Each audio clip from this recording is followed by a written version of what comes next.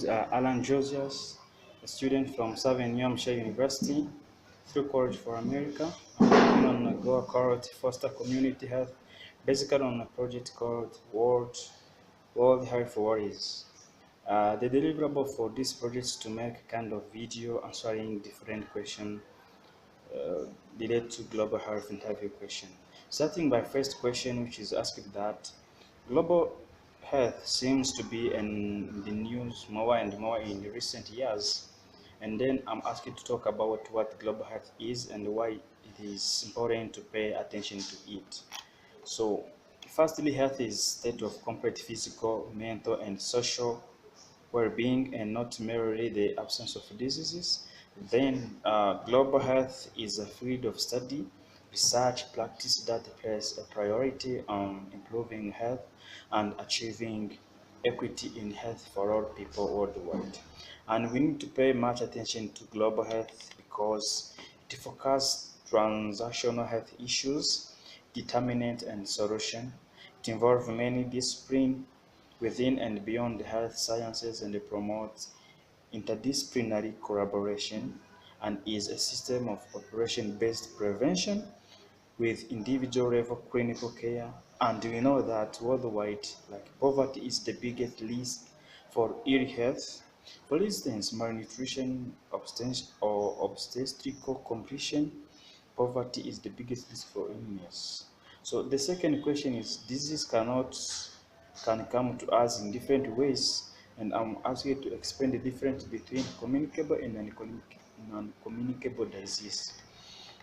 So communicable diseases are the infection disease transmissible as from one person to another by direct contact with an infected individual or the individual discharge by indirect means by vector. The most common communicable or infectious diseases include hepatitis B, malaria, hepatitis C, Dex, and what? Non-communicable disease, also known as chronic disease, and tend to be a long duration and are the result of combination of genetic, psychological, environment, and behavioral factors. These are diseases that are not transmissible directly from one person to another, and these include stroke, most heart disease, most cancers, diabetes, chronic kidney disease, and itch. So, thirdly, let's talk about Ebola. Since I'm sure most of our viewers have heard along about that. What is it, Ebola? Is it communicable or non-communicable disease? How do people get it? So Ebola is the infectious and frequent fatal disease marked by fever, severe internal bleeding spread through contact with infection body fluid by virus or Ebola virus, whose normal host species is unknown. Ebola virus disease is a rare and deadly disease most commonly affecting people and a non-human primate like monkey, gorilla, chimpanzee, because it is caused by infection with a group of virus with the genus Ebovirus. Ebola is communicable disease, of course. This is because this virus spread to people through direct contact with bodily fluid of person who is sick with or has died from Ebola virus disease. This can occur when a person touches the infected body fluid or objects that are contaminated with them. What will place a person risk of getting Ebola? This is the fourth question. This occurs when a person gets in touch with or touch the infected body fluid or object which has been contaminated already, and the virus gets in touch blocking skin or mucous membrane in the eyes, nose, or mouth. A person can also be infected in case he or she gets in contact with virus, which might be spread to people by direct contact with blood, body fluid, tissue, or infected fluids, birds, or periods. So the fifth question is, so to prevent or at least to lessen the chance of getting Ebola, what should people do? There are different ways that can be based on while preventing Ebola. The first one, like wash your hands frequently, avoid contact with infected people or contaminated objects, follow infection control procedures, and even don't handle remains. Also, practice careful hygiene. Example, as I said, wash with the hands with the soap and water. Alcohol-based hand sanitizer also can be used, or chlorine solution. Do not handle items that have come in contact with an infected person body fluids. Also, this can help someone. The sixth question is, outbreaks such as one related to Ebola can generate long or rumors or misinformation and even panic about what disease is, how it is transmitted, and even how likely people are to get it. Talk about the need for educating people about fact and myth. So there are different facts to be educated to people or to be addressed to people so that they can remove that kind of confusion about those kind of disease. The first myth to be discussed is, is this: you cannot contract the virus from a deceased person. This is a myth. And the fact about this is that after a person dies, the body remains contagious. Therefore, when dealing with the body to prepare for funeral, handlers or people in charge of handling that body must exercise great caution. There must be much attention. Only personal trainers in handling infected human remains and willingly recommended personal protective equipment should be touched. Another fact is Ebola virus is airborne. The fact about this is that Ebola virus is passed through the exchange of bodily fluid, and diseases include semen.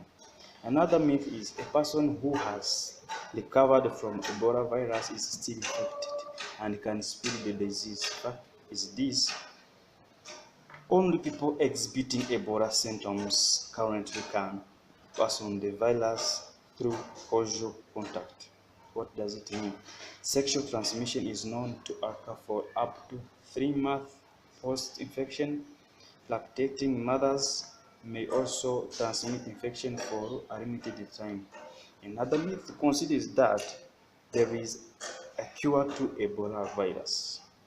A fact about this is this: while there has been a multitude of research dedicated to finding medicinal solution to Ebola, in some isolated incidents of success, no cure has yet been found. Another myth is that people can get vaccinated against Ebola. The fact about this myth is that there are currently no licensed Ebola vaccine, but two potential candidates are undergoing evaluation. The second question is that, how about the complication that Ebola raises for the right of traveler and responsibility of government? So, an individual right is not to be isolated. Isolation refers to separation of persons who have an infectious illness from those who are healthy, and the restriction of their movement to stop the spread of that illness. Then so it is the government right to isolate or fight against Ebola by doing anything to separate the infected person from the healthy one.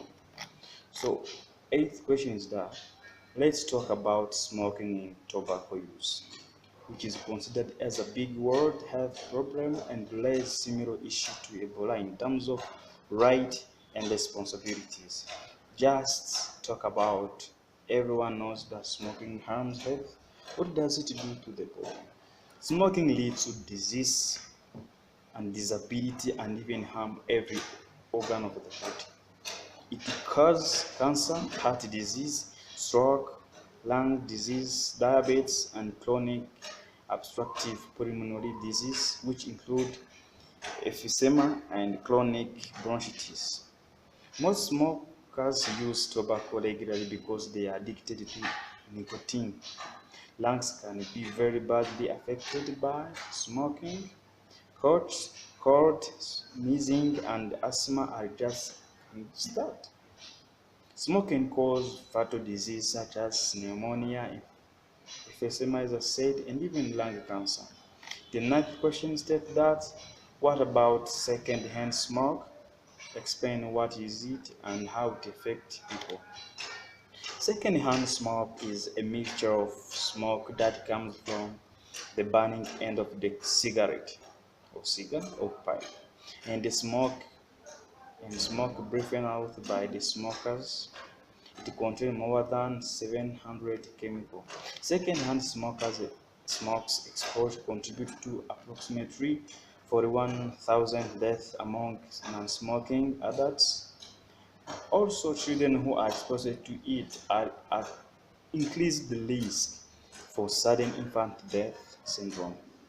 So the third question is that people don't typically think of tobacco as a drug like heroin or cocaine, but addiction to it or the addiction created from it is very strong and is not unmanageable. So should we think of tobacco use as a form of substance abuse? The question is this. Of course, yes, tobacco is a drug like all other drugs since it creates a strong addiction. We should think of tobacco use as a form of substance abuse since it is addictive and lead to several negative health consequences like other drugs. Thank you for watching, and you can subscribe to my YouTube channel and get more videos.